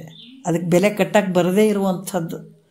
ಹಾಗಾಗಿ ಕಣ್ಣು ತೆಗೆದ್ರೆ ಮನಸ್ಸಿನಲ್ಲಿ ಸದ್ಗುರುನಾಥ್ ಒಬ್ಬನೇ ಕಾಣಬೇಕು, ಅಂಥ ಒಂದು ಭಾವ ಶಿಷ್ಯನಿಗಿರಬೇಕು. ಭಾಳಷ್ಟು ಮಹಾತ್ಮರು ಹಿಂಗೆ ಮಾಡ್ಕೊಂಡದ್ದು. ಯಾಕಂದ್ರೆ ಅವರ ಆ ಭಾವ ಹಂಗಿರ್ತದೆ, ಹಂಗಿರಬೇಕು. ಇದು ಅಭ್ಯಾಸ. ಯಾಕಂದ್ರೆ ಅವ್ರು ಹಂಗೆ ಹುಟ್ಟಾರೆ ಹಂಗೆ ಆಗ್ಯದಂತಲ್ಲ. ನೀನು ಯಾವಾಗ ಅಭ್ಯಾಸ ಮಾಡ್ಕೊಳತಿ ಅದಕ್ಕೆ ಹೇಳ್ತಾರೆ ಸೈರಣೆ ಮಾಡ್ಕೊಳ್ಬೇಕು. ಗುರು ಹತ್ರ ಇದ್ದಾಗ ನಾವು ಭೋಗದ ಅಪೇಕ್ಷೆ ಮಾಡ್ಕೊಳ್ಬಾರ್ದು, ಇಂದ್ರಿಯಗಳನ್ನ ನಿಗ್ರಹ ಮಾಡ್ಕೊ. ಇದು ಯಾರಿಂದ ಆಗ್ತದೆ ಹೇಳು? ನಿನ್ನಿಂದ ಆಗ್ತದ. ನೀ ಎಷ್ಟೆಷ್ಟು ಅಭ್ಯಾಸ ಮಾಡ್ಕೊತ ಬರ್ತಿದ್ದೆ, ಆ ಅಭ್ಯಾಸದ ಪ್ರಕಾರ ನೀನು ಹಂಗಾಗ್ತಿ. ಅದಕ್ಕೆ ನೀ ಮನುಷ್ಯ, ವಿವೇಕ ಇದ್ದಂಥವು, ನಿನಗೆ ವಿಶೇಷವಾದಂಥ ಶಕ್ತಿ ಭಗವಂತ ಕೊಟ್ಟನ. ನೀ ಏನು ಮಾಡ್ಕೊಳ್ಳೋಕ್ಕೂ ಸಾಧ್ಯ ಐತಿ ಜನ್ಮದಲ್ಲಿ. ಅದಕ್ಕೆ ಮಹಾತ್ಮರು ಇದನ್ನೆಲ್ಲ ಯಾರಿಗೆ ಹೇಳಿದ್ರು? ನಿನಗಾಗಿ ಹೇಳಿದರು. ವೇದ ಉಪನಿಷತ್ತುಗಳು ಯಾರಿಗೆ ಹೇಳಿದರು? ನಿನಗಾಗಿ ಹೇಳಿದರು. ಸದ್ಗುರುನಾಥ ಯಾರಿಗೆ ಬಂದ? ನಿನಗ ಬಂದಾನ. ಇಷ್ಟು ಸಕಲ ಜೀವರಾಶಿಗಳದಾವ, ನಿನಗೊಬ್ಬನಿಗೆ ಶುದ್ಧ ಮಾಡಕ್ಕೆ ಬಂದಾನಂತ. ಯಾಕಂದ್ರೆ ನಿನಗೆ ಅವಕಾಶ ಐತೆ. ಇದು ಬೇರೆವೆಲ್ಲ ಪಾಪದಿಂದ ಕೂಡಿದಾವ ನೋಡ್ರಿ, ಅವಕ್ಕಿಲ್ಲ ಅವಕಾಶ, ನಿನಗೈತೆ. ಅದಕ್ಕೆ ಕಳ್ಕೊಬೇಡಪ್ಪ. ಈ ರೀತಿಯಾಗಿ ವರಶಿಷ್ಯ ಅನಿಸುವಂಥವನು ಸದ್ಗುಣಗಳಿಂದ ಕೂಡಿರ್ತಾನ ಅಂತ ಕೂಡ ಹೇಳ್ತಾರೆ ಅವರು. 4ನೇ ನುಡಿಯಲ್ಲಿ ಹೇಳ್ತಾರೆ. ಮತ್ತೆ ಹೇಳ್ತಾರೆ, ಪರಹಿತನು, ಅಮಳನು, ಊರ್ಜಿತನು, ಅಚಲಿತ ಶಾಂತನು, ಉರುದಯನು, ಶುಚಿ ಧೀರನು, ಅವಿಕಾರಿ, ಪರಮ ವಿರಕ್ತನು, ಉನ್ನತನೆಂದೆನಿಸಿ ತೋರುತ್ತಿರಲವನೆಲೆ ವರಶಿಷ್ಯನು ಅಂತ ಹೇಳ್ತಾರೆ. ಪರಹಿತನು, ಅಮಳನು ನೋಡ್ರಿ, ಊರ್ಜಿತನು ಅಂದ್ರೆ ಪರಹಿತನು ಅಂದ್ರೆ ಪರೋಪಕಾರಿಯಾಗಿರ್ತಾನ. ಶ್ರೇಷ್ಠವಾದ ಶಿಷ್ಯನ ಬಗ್ಗೆ ಹೇಳ್ತಾ ಇದ್ದಾರೆ ಅವರು. ಏನು ಹೇಳ್ತಾ ಇದ್ದಾರ? ಪರಹಿತನು ಅಂದರೆ ಪರೋಪಕಾರಿ, ಅಮಳನು ಅಂದರೆ ಶುದ್ಧಾಂತಕರಣವುಳ್ಳಂಥವನು, ಊರ್ಜಿತನು ಅಂದರೆ ಶ್ರೇಷ್ಠನು, ಅಚಲಿತ ಶಾಂತನು ಅಂತಂದ್ರೆ ಮನಸ್ಸನ್ನ ಚಂಚಲ ವೃತ್ತಿ ಇರಂಗಿಲ್ಲ, ಆತನ ಹತ್ರ ಶಾಂತ ಭಾವ ಇರ್ತದೆ. ಮತ್ತು ಉರುದಯ ಭಾಳಷ್ಟು ಕರುಣೆ ಉಳ್ಳಂಥವನು. ಉರು ಅಂದರೆ ಭಾಳ ಇರುವಂಥದ್ದು, ದಯ ಅಂದರೆ ಕರುಣೆ. ಈ ರೀತಿಯಾಗಿ ಶಿಷ್ಯನ ಬೆಲೆ. ಯಾಕಂದ್ರೆ ಆತ ಶರೀರ, ವಾಣಿ, ಮನಸ್ಸುಗಳಿಂದ ಭಾಳಷ್ಟು ಜನ ನೋಡ್ತೀವಿ ನಾವು, ಶಿಷ್ಯರಲ್ಲಿ ಇರ್ತಾರೆ, ಆದ್ರೆ ನುಡಿಯೋದೇ ಒಂದು, ಅವ್ರು ಮಾಡೋದೇ ಒಂದು. ಸದ್ಗುರುವಿನ ಹತ್ರ ಭಾಳ ಚಂದ ಅನಿಸ್ಕೊಳತ್ತಾರ, ಹಿಂದ್ಗಡೆ ಒಂದು ಮಾತಾಡುವಂಥದ್ದು. ಇದು ಗುರು ಶಿಷ್ಯನ ಲಕ್ಷಣ ಅಲ್ಲ ಇದು. ಅದಕ್ಕೆ ಹೇಳ್ತಾರೆ, ಶರೀರ, ವಾಣಿ, ಮನಸ್ಸುಗಳಿಂದ ಪರರಿಗೆ ಉಪಕಾರವನ್ನು ಮಾಡುವಂಥವನಾಗಿರುವಂಥವನು. ಶರೀರ ಮತ್ತು ವಾಣಿ 3 ಬಹಳಷ್ಟು ವಿಚಾರ. ಅದಕ್ಕೆ ಎಂತೊಲಿವನು ತನಗಿನ್ನೆಂತೊಲಿವನು, ಕರ್ಣತ್ರಯದ ದೋಷ ಮೆರೆ ಕಂತು ಕಾಲಪುರ ವೈರಿ ಗುರು ಶಂಭುಲಿಂಗ ತನಗಿನ್ನೆಂತೊಲಿವನು. 3 ರೀತಿಯಿಂದ ಮಾಡಿದಂಥ ಪಾಪ ನಿನಗಿರ್ತಾವ. ಅದಕ್ಕೆ 3 ರೀತಿಯಿಂದ ಮಾಡಿದಂಥ ಒಂದು ಸೇವಾದಿಗಳು ಇರ್ತಾವ. ಅದು ನಿನಗೆ ಒಂದು ಮುಕ್ತಿ ಮಾರ್ಗಕ್ಕೆ ತೊಗೊಂಡು ಹೋಗ್ತದೆ. ಅದಕ್ಕೆ ಹೇಳ್ತಾರೆ, ಶರೀರದಿಂದ ಮಾಡುವಂಥದ್ದಾಗಿರ್ಬೋದು, ವಾಣಿಯಿಂದ ಮಾಡುವಂಥದ್ದಾಗಿರ್ಬೋದು, ಮನಸ್ಸಿನಿಂದ ಪರರಿಗೆ ಉಪಕಾರವನ್ನು ಮಾಡುವಂಥವನಾಗಿರುವಂಥವನು. ಅದಕ್ಕೆ ಹೇಳ್ತಾರೆ, 18 ಪುರಾಣಗಳಲ್ಲಿ ಒಂದೇ ಒಂದು ಮಾತು ಹೇಳಿದರು, ಪರೋಪಕಾರಾಯ ಪುಣ್ಯ ಪಾಪಾಯ ಪರಪೀಡನ. ಯಾವಾಗ ಪರೋಪಕಾರ ಮಾಡ್ತೀವಿ ಅದು ಪುಣ್ಯಕ್ಕೆ ಜಮಾ ಆಗ್ತದ. ಪಾಪಕ್ಕೆ ಏನಿಲ್ಲ ನೋಡ್ರಿ, ಇನ್ನೊಬ್ರಿಗೆ ಪೀಡೆ ಕೊಟ್ಟು ತೊಂದರೆ ಕೊಟ್ಟು ಅವ್ರಿಗೆ ನೊಂದಿಸಿದ್ರೆ ತಕ್ಷಣದಲ್ಲಿ ಪಾಪ ಶುರುನೇ. ಅದಕ್ಕೆ ಒಂದೇ ಮಾತು, ಅವೆಲ್ಲವುಗಳ ಒಂದು ತಾತ್ಪರ್ಯ ಒಂದೇ ಮಾತು ಏನಂದ್ರೆ ಪರೋಪಕಾರಾಯ ಪುಣ್ಯಯ ಪಾಪಾಯ ಪರಪೀಡನ. ಈ ರೀತಿಯಾಗಿ ಇಲ್ಲಿ ಪರೋಪಕಾರ ಮಾಡುವಂಥವನು ಹೆಂಗೆ? ಕಾಯ ವಾಚ ಮನಸ್ಸು ಶರೀರದಿಂದಾಗಿರ್ಬೋದು, ಮನಸ್ಸಿನಿಂದಾಗಿರ್ಬೋದು, ವಾಣಿಯಿಂದಾಗಿರ್ಬೋದು. ಅದಕ್ಕೆ ನುಡಿಬೇಕಾದಾಗ ಭಾಳಷ್ಟು ಪಾಪದ ಕೆಲಸಗಳು ನಡೀತಾವ. ಈಗ ನಮ್ಮ ಮಾತಿನಿಂದ ಇನ್ನೊಬ್ಬರಿಗೆ ಬಹಳಷ್ಟು ಹರ್ಟ್ ಆಗ್ತಾ ಇತ್ತು, ಮನಸ್ಸಿಗೆ ನೋವಾಗ್ತಿತ್ತು ಅಂದ್ರೆ ಆ ಮನಸ್ಸಿನ ತಾಪ ಹತ್ತದ ಆಡಿದವರಿಗೆ. ಅದಕ್ಕೆ ಮಾತಾಡಬೇಕಾದ್ರೂ ಕೂಡ ನಾವು ನಯವಿನಯತೆಯಿಂದ ಮಾತಾಡಬೇಕು. ನಮ್ಮ ಮಾತುಗಳು ಇನ್ನೊಬ್ಬರಿಗೆ ನೋವು ಕೊಡಬಾರ್ದು. ನಾವೇನೋ ಅವ್ರಿಗೆ ಒಂದು ಹಂದು ಬಿಡ್ತೀವಿ, ಹಿಂಗೆ ಮಾಡಿ ಬಿಡ್ತೀವಿ ಅಂತೇಳಿ ನಾವು ಹೆಂಗೆ ಬೇಕು ಬಾಯಿ ಕೊಟ್ಟಾನಂತ ಹೆಂಗೆ ಬೇಕಂಗೆ ಮಾತಾಡೋಂಗಿಲ್ಲ. ಅದು ಒಂದು ವೇಳೆ ಅವ್ರ ತಾಪ ನಿನಗೂ ಹತ್ತದ, ಅದು ಪಾಪಕ್ಕೆ ಜಮ ಆಗಿಬಿಡ್ತದೆ. ಅದಕ್ಕೆ ಶರೀರದಿಂದ ಮಾಡುವಂಥ ಪಾಪ ಕೂಡ ಮತ್ತು ವಾಣಿಯಿಂದ ಮಾಡುವಂಥದ್ದು, ಶರೀರದಿಂದ ಮನಸ್ಸಿನಿಂದ ಕೆಟ್ಟ ಒಂದು ಮನಸ್ಸಿನಿಂದ ಯೋಚನೆ ಮಾಡುವಂಥದ್ದು, ಈ ರೀತಿ ಇವೆಲ್ಲ ಪಾಪಕ್ಕೆ ಜಮ ಆಗ್ತಾವೆ. ಮತ್ತು ಅದೇ ಶುದ್ಧವಾದ ಕೆಲಸಗಳನ್ನ ಪರೋಪಕಾರ ಮಾಡಿ ಶರೀರದಿಂದ ಮಾಡು. ನಿನಗೇನಾದ್ರು ಶಕ್ತಿ ಇತ್ತು ಕೊಡಬೇಕಾಗಿತ್ತು ಅಂದ್ರೆ ಕೊಡು. ಒಬ್ಬ ಭಾಳ ಅಸಹಾಯಕ ಸ್ಥಿತಿಯಲ್ಲಿದ್ದಂಥವ್ರಿಗೆ ಹೆಲ್ಪ್ ಮಾಡು. ವಾಣಿಯಿಂದ ಒಳ್ಳೆ ಮಾತಾಡು. ಏನಿಲ್ಲ ನಾವಿರ್ತೀವಿ, ನೀನೇನು ಕೊಡಬೇಡ, ರೊಕ್ಕ ಕೊಡಬೇಡ, ರೂಪಾಯಿ ಕೊಡಬೇಡ. 4 ಕಷ್ಟದಾಗಿದ್ದು ಭಾಳಷ್ಟು ನೊಂದ್ಕೊಂಡಿದ್ರು ಅಂದ್ರೆ 2 ಮಾತಾಡು, ಹೆದರ್ಬೇಡ, ಏನಾಗಲ್ಲ ಅನ್ನುವಂಥದ್ದು. ಮನಸ್ಸಿನಲ್ಲಿ ಒಳ್ಳೆ ಭಾವ ಇಟ್ಕೋ. ನಿನ್ನ ಒಳ್ಳೆ ಭಾವ ಇಟ್ಕೊಂಡ್ರೆ ನಿನ್ನ ಎಲ್ಲನೂ ಶುದ್ಧ ಇರ್ತಾವೆ. ನಿನ್ನ ಆರೋಗ್ಯದಿಂದ ಎಲ್ಲನೂ ಶುದ್ಧ ಇರ್ತಾವೆ. ನೀನು ಶುದ್ಧ ಇಟ್ಕೋ. ಮನಸ್ಸು ಇರಲಿಲ್ಲ ಅಂದ್ರೆ ನಿನ್ನ ಮುಖದಲ್ಲೇ ತೋರ್ತದೆ ನಿನ್ನ ಮನಸ್ಸು ಹೆಂಗದಂಥೇಳಿ. ಯಾವತ್ತೂ ನಿನ್ನ ಮನಸ್ಸು ಯಾವತ್ತೂ ಪರಿಶುದ್ಧವಾಗಿ ಇಟ್ಕೋ. ಆ ಮನಸ್ಸಿನಿಂದ ಇನ್ನೊಬ್ಬರಿಗೆ ಒಳ್ಳೆಯದಾಗಲಿ ಅನ್ನುವಂಥ ಭಾವ ಇಟ್ಕೊಂಡಿದ್ದೆ ಆದ್ರೆ ಅದು ಪರೋಪಕಾರ ಅಂತ ಅನಿಸ್ಕೊಳ್ತದೆ. ಈ ರೀತಿಯಾಗಿ ಪರೋಪಕಾರ ಮಾಡುವಂಥವ್ನು ಶಿಷ್ಯ ಆಗಿರ್ಬೇಕು. ಈ ರೀತಿ ಇರಬೇಕತ್ತ. ಮತ್ತೆ ಹೇಳ್ತಾರೆ ಗುರು ಧ್ಯಾನಾದಿಗಳಿಂದ ಶುದ್ಧಾಂತಕರಣವುಳ್ಳಂಥವನಾಗ, ಯಾಕಂದ್ರೆ ಗುರುಗಳಿಂದ ಆಮೇಲೆ ಧ್ಯಾನಾದಿಗಳಿಂದ ಸ್ಮರಣೆಯನ್ನು ಮಾಡುವಂಥದ್ದು, ಭಗವಂತನ ಸ್ಮರಣೆ ಮಾಡುವಂಥದ್ದು, ಇವೆಲ್ಲವುಗಳಿಂದ ಏನಂತಂದ್ರೆ ಆತನ ಶುದ್ಧ ಅಂತಃಕರಣ ಉಳ್ಳಂಥವನಾಗಿರ್ತಾನೆ. ಆಗಿಯೂ ಮತ್ತು ಶ್ರೇಷ್ಠನಾಗಿಯೂ ಕಷ್ಟಗಳು ಬಂದರೂ ಕೂಡ ಶಾಂತಿಯನ್ನು ಬಿಡದೇ ಇರುವಂಥವನು. ಏನೇ ಕಷ್ಟಗಳು ಬಂದಾವಂತಂದ್ರೂ ಕೂಡ ಮನಸ್ಸನ್ನು ವಿಚಲಿತ ಮಾಡ್ಕೊಳ್ಳದೆ ಇರುವಂಥದ್ದು ನೋಡಿ, ಶಾಂತಿಯನ್ನು ಯಾವತ್ತೂ ಕಾಪಾಡಿಕೊಳ್ಳುವಂಥವನು. ಮತ್ತು ಈ ರೀತಿಯಾಗಿ ಆತ ಮಾಡ್ಕೊಳ್ತಾ ಇರ್ತಾನೆ. ಯಾಕಂದರೆ ದುಃಖದಿಂದ ಕೂಡಿದಂಥ ಪ್ರಾಣಿಗಳಲ್ಲಿ ದಯ ಉಳ್ಳ ಅಂಥವನಾಗಿರ್ತಾನೆ. ಭಾಳಷ್ಟು ದುಃಖದಿಂದ ನೊಂದ್ಕೊಂಡಂಥವರ ಒಂದು ಜೀವಿಗಳಲ್ಲಿ ಅತೇನಂದ್ರೆ ದಯ ಉಳ್ಳಂಥವನಾಗಿರ್ತಾನೆ. ಮತ್ತು ಈ ಸ್ನಾನಾದಿಗಳಿಂದ ಪರಿಶುದ್ಧ ದೇಹ ಉಳ್ಳಂಥವನಾಗಿಯೂ ನೋಡ್ರಿ, ಅದಕ್ಕೆ ಇಲ್ಲಿ ಹೇಳ್ತಾರ ಶುಚಿ ಧೀರನು ಅಥವಾ ಶುಚಿಯಾಗಿ ಇರುವಂಥವನು, ಪರಿಶುದ್ಧ ದೇಹ ಉಳ್ಳವನಾಗಿಯೂ ಅನಾತ್ಮ ವಿವೇಕವುಳ್ಳ ಬುದ್ಧಿ ಅಂಥವನು. ಯಾಕಂದರೆ ಯಾವುದು ಸತ್ಯ ಯಾವುದು ಮಿಥ್ಯ ಅನ್ನುವಂಥ ಭಾವ ಇರುವಂಥವನು ಉನ್ನತನೆಂದೆನಿಸಿ ವಿರಕ್ತನ. ಯಾಕಂದ್ರೆ ಯಾವುದು ಸತ್ಯದ ಯಾವುದು ಮಿಥ್ಯದ, ಯಾವುದು ಆತ್ಮ ಯಾವುದು ಅನಾತ್ಮ ಯಾವುದದ ಅಂತ ಈ ರೀತಿಯಾಗಿ ಆತ ವಿವೇಕ ಬುದ್ಧಿ ಉಳ್ಳಂಥವನಾಗಿರ್ಬೇಕತ. ನೋಡ್ರಿ, ಈ ರೀತಿಯಾಗಿ ಯಾವುದು ಸತ್ಯದ ಯಾವುದು ಮಿಥ್ಯದ, ಯಾವುದು ಮಾಡಿದ್ರೆ ಸರಿಯಾದ, ಈ ರೀತಿ ಒಂದು ಬುದ್ಧಿ ಉಳ್ಳಂಥವನಾಗಿಯೂ ಮತ್ತು ಕಾಮಾದಿ ವಿಕಾರಗಳಿಂದ ನಿರ್ವಿಕಾರನಾಗಿಯೂ, ಯಾವ ಕಾಮಾದಿಗಳ ಬಯಕೆ ಇರಬಾರ್ದು, ಅದಕ್ಕೆ ಅಪೇಕ್ಷೆ ಇರಬಾರ್ದು, ಬಯಕೆ ಇರಬಾರ್ದು. ಇದು ತಿಂದ್ರೆ ಚಲೋ, ಇಲ್ಲಿ ಹೋದ್ರೆ ಚಲೋ, ಇಂಥವು ಯಾವ ಭಾವನೆಗಳು ಅತಿಗಿರಬಾರ್ದು. ಅದಕ್ಕೆ ಕಾಮಾದಿ ಅಂತಂದಾಗ ಕಾಮ, ಕ್ರೋಧ, ಇವೆಲ್ಲ ಮದ, ಮೋಹ, ಲೋಭ ಇವೆಲ್ಲ ವಿಕಾರಗಳಿಂದ ಕೂಡಿರಬಾರ್ದತ್ತ. ನಿರ್ವಿಕಾರದಿಂದ ಇರಬೇಕು. ಯಾಕಂದ್ರೆ ಗುರುವೇ ಗತಿ ಅಂತ ಗುರುವಿನ ಸನ್ನಿಧಾನದಲ್ಲಿದ್ದಾಗ ನಿನ್ನ ಭಾವಕ್ಕೆ ಎಲ್ಲಿ ಬೆಲೆ? ಎಲ್ಲ ಗುರುವಾಕ್ಯವನ್ನು ಸ್ವೀಕಾರ ಮಾಡಬೇಕಾಗ್ಯದ. ನಿನ್ನಲ್ಲಿರುವಂಥ ಏನು ಕಾಮಾದಿ ಬಯಕೆಗಳು ಎಲ್ಲವನ್ನ ತೆಗೆದು ಹಾಕಬೇಕಾಗ್ಯದ. ಪತ್ತೆ ಅಂತಾರಲ್ಲ, ಪತ್ತೆ ಮಾಡ್ಬೇಕಂತಾರಲ್ಲ, ಹಂಗೆ ಇವೆಲ್ಲ. ಅದಕ್ಕೆ ಕಾಮಾದಿ ವಿಕಾರಿಗಳಿಂದ ನಿರ್ವಿಕಾರನಾಗಿರುವಂಥವನು ಮತ್ತು ಇಹದಲ್ಲಿಯ ಸುಖವನ್ನು ಬಯಸಂಗಿಲ್ಲ. ಅದು ಚಲೋ ಆಗ್ತದೇನ್ರಿ, ನನಗೆ ಒಳ್ಳೇದಾಗ್ತದೇನ್ರಿ, ಇದು ಚಲೋ ಆಗ್ತದೇನ್ರಿ, ಒಳ್ಳೇದಾಗ್ತದಂದ್ರೆ ಅದನ್ನು ಬಯಸಂಗಿರಂಗಿಲ್ಲ. ಬಯಸಂಗಿರಂಗಿಲ್ಲ ಅಂದ್ರೆ ತನ್ನ ಮನಸ್ಸಲ್ಲೇ ಹಂಗೆ ಬಂದಿರ್ಬೇಕದು. ಗುರು ಹೇಳಿದ್ದು ಕೇಳಿಕೊಂಡು ಅದೇ ಪ್ರಕಾರ ನಡ್ಕೊಳ್ಳುವಂಥವನು ಆಗಿರಬೇಕು. ಇಹದ ಸುಖವನ್ನು ಮತ್ತು ಪರಲೋಕದ ಸುಖವನ್ನು ಕೂಡ ಬಯಸಬಾರ್ದು. ನೋಡ್ರಿ, ಹೇಳ್ತೀವಿ ಯಾಕೆ ಜಪ ಮಾಡಾಕತ್ತೀವಿ, ಜಪ ಮಾಡಾಕತ್ತೀವಿ, ಯಾಕೆ ಸ್ವರ್ಗಕ್ಕೆ ಹೋಗ್ಬೇಕಂತೇಳಿ, ಸ್ವರ್ಗಾದಿ ಭೋಗಗಳನ್ನು ಅನುಭವಿಸ್ಬೇಕಂತೇಳಿ ಜಪ ಮಾಡಾಕತ್ತೀವಿ, ತಪಸ್ಸು ಮಾಡಾಕತ್ತೀವಿ, ಏನೇನೋ ಮಾಡಾಕತ್ತೀವಿ. ಈ ಭಾವ ಇರಕೂಡ್ದು. ಇಹದ್ದು ಮತ್ತು ಪರಲೋಕದ ಒಂದು ಭೋಗದ ಅಪೇಕ್ಷೆ ಇರಬಾರ್ದು.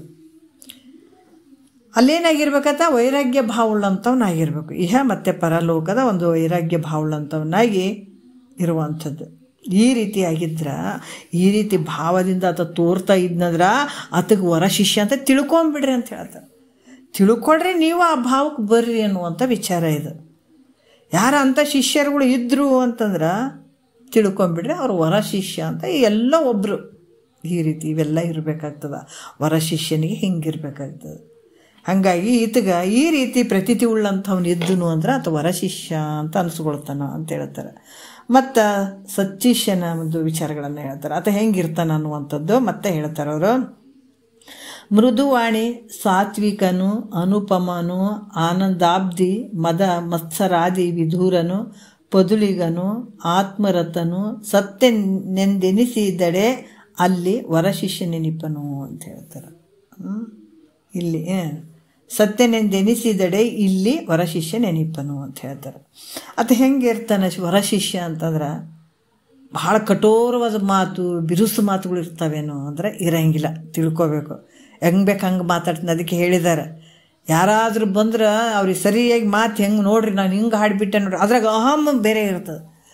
ಯಾರಾದರೂ ಒಬ್ಬ ಶಿಷ್ಯ ಯಾರಾದರೂ ಒಬ್ಬರು ಬಂದರು ಅಂತಂದಾಗ ನಾವು ಹೆಂಗೆ ಬೇಕು ಹಂಗೆ ಮಾತಾಡಿ ಅವ್ರು ಓದ್ಗಳೇನು ನೋಡು ನಾನು ಹೆಂಗೆ ಮಾತಾಡಿಬಿಟ್ಟೆ ನಾನು. ಆದರೆ ನೀ ಮಾತಾಡಿಬಿಟ್ಟೆ ಅಂತ ಏನು ಅಹಂ ಇಟ್ಟಿದೆಯಲ್ಲ, ನಿನ್ನ ಅದು ತಿನ್ನೋದು, ನಿನ್ನೆ ನುಂಗ್ತದದು. ಮಹಾತ್ಮರು ಎಚ್ಚರಿಕೆ ಕೊಡ್ತಾರೆ.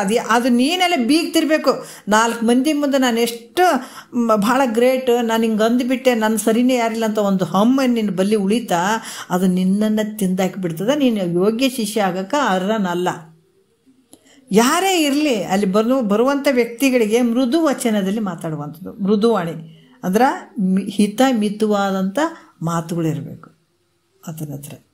ನೋಡಿರಿ, ಹಿತಮಿತವಾದಂಥ ನುಡಿ ಉಳ್ಳಂಥವನಾಗಿರಬೇಕು. ಅದಕ್ಕೆ ಹೇಳಿದ್ದು ಬಸವಣ್ಣವ್ರು ಕೂಡ ಹೇಳ್ತಾರೆ, ನುಡಿದರೆ ಮುತ್ತಿನ ಹಾರದಂತಿರಬೇಕು. ನುಡಿದರೆ ಲಿಂಗ ಮೆಚ್ಚಿ ಹೌದೌದು ಅನ್ಬೇಕಂತ ನೋಡ್ರಿ ಹೆಂಗಿರ್ಬೋದು. ಇದು ಯಾಕಂದ್ರೆ ಇಲ್ಲಿ ಹೇಳ್ತಾರೆ ಹಿತಮಿತ ಸತ್ಯವಾದಂಥ ಮತ್ತು ನುಡಿ ಉಳ್ಳವನಾಗಿರಬೇಕು. ಇಲ್ಲಿ ಹೇಳ್ತಾರೆ ಹಿತಮಿತವಾದ ಸತ್ಯವಾದ ನುಡಿ ಮತ್ತು ಸುಳ್ಳು ಇರಬಾರ್ದು. ಏನೇ ಬಂದರೂ ಕೂಡ ಸುಳ್ಳು ಆಡುವಂಗಿಲ್ಲ. ಆ ಕಡೆ ಒಂದು ಸುಳ್ಳು ಹೇಳೋದು, ಈ ಕಡೆ ಒಂದು ಸುಳ್ಳು ಹೇಳೋದು ಹಂಗಿರಂಗಿಲ್ಲ. ಯಾಕಂದ್ರೆ ಹಿತಮಿತವಾದಂಥ ಸತ್ಯವಾದಂಥ ನುಡಿ ಉಳ್ಳಂಥವನಾಗಿರಬೇಕು. ಮತ್ತು ಶಾಂತ ಗಂಭೀರವಾದ ಸ್ವಭಾವ ಉಳ್ಳಂಥವನ ಆಗಿರ್ಬೇಕತ್ತ. ಮನಸ್ಸು ಶಾಂತವಾಗಿರಬೇಕು, ಅಷ್ಟೇ ಗಂಭೀರವಾದಂಥ ಸ್ವಭಾವ ಉಳ್ಳಂಥವನಾಗಿರಬೇಕು. ಗೊತ್ತು ಮಾಡ್ಕೊಂಡ್ಬಿಡ್ಬೇಕು. ಯಾಕಂದ್ರೆ ಹೇಳ್ತಿದ್ರು ಗುರುಗಳು, ಅಲ್ಲಿ ಏನಾದರೂ ಈ ನೀರು ತೊಗೊಂಡು ಬಾ, ಕೂತ್ಕೊಂಡಿರ್ತಾರೆ ಗುರುಗಳು, ನೀರು ತೊಗೊಂಡು ಬಾ, ಅದು ತೊಗೊಂಡು ಬಾ ಅಂತ ಹೇಳೋದಕ್ಕಿಂತ ಮುಂಚೆ ಶಿಷ್ಯ ತಂದು ಕೊಡ್ಬೇಕು ನೋಡ್ರಿ. ಆತ ನೀರು ತೊಗೊಂಡು ಬಾ ಅಂತ ಆತನ ಮನಸ್ಸನ್ನ ಆತ ಏನು ಹೇಳಂಗಿಲ್ಲ, ಆತನ ಮನಸ್ಸಿನಾಗ ಬಂದಂಥ ಭಾವ ಶಿಷ್ಯ ಅರ್ಥ ಮಾಡ್ಕೊಂಡ್ಬಿಡ್ಬೇಕು. ನೀರು ತಂದು ಇಡಬೇಕು. ಆತ ಏನು ಬೇಕು ಅವೆಲ್ಲ ತಂದು ತಾನೇ ಇಟ್ಟುಬಿಡೋದು. ಯಾಕಂತಂದ್ರೆ ಆತ ಹಿಂಗೆ ತಂದು ಕೊಡು, ಹಂಗೆ ತಂದು ಕೊಡು ಅಂತ ಕೇಳುವಂಗಿಲ್ಲ. ಅದಕ್ಕೆ ಇಲ್ಲಿ ಹೇಳ್ತಾರೆ, ಯಾವಾಗ ಶಾಂತ ಗಂಭೀರವಾದ ಸ್ವಭಾವ ಉಳ್ಳಂಥವನು ಯಾವಾಗಲ ಮುಖದಲ್ಲಿ ಏನಂದರೆ ಆನಂದವಾಗಿ ಕಾಣುವಂಥದ್ದು. ಮುಖ ಯಾವತ್ತೂ ಒಂದು ಪ್ರಸನ್ನವಾಗಿರುವಂಥದ್ದು, ಆನಂದ ಮುಖದಲ್ಲಿ ಕಾಣಿಸಿಕೊಳ್ಳುವಂಥದ್ದು. ಯಾವಾಗ ಇದು ಆನಂದ ಕಾಣಿಸ್ಕೊಳ್ತಂದ್ರೆ ನಿನ್ನ ಮನಸ್ಸಿನಲ್ಲಿ ಯಾವಾಗ ಈ ಮದ ಮಾತ್ಸರ್ಯ ಮತ್ತು ಗರ್ವ ಇವ್ಯಾವ ದುರ್ಗುಣಗಳು ಇರೋಂಗಿಲ್ಲ, ಆವಾಗ ಮುಖ ಶಾಂತವಾಗಿ ಆಗ್ತದೆ.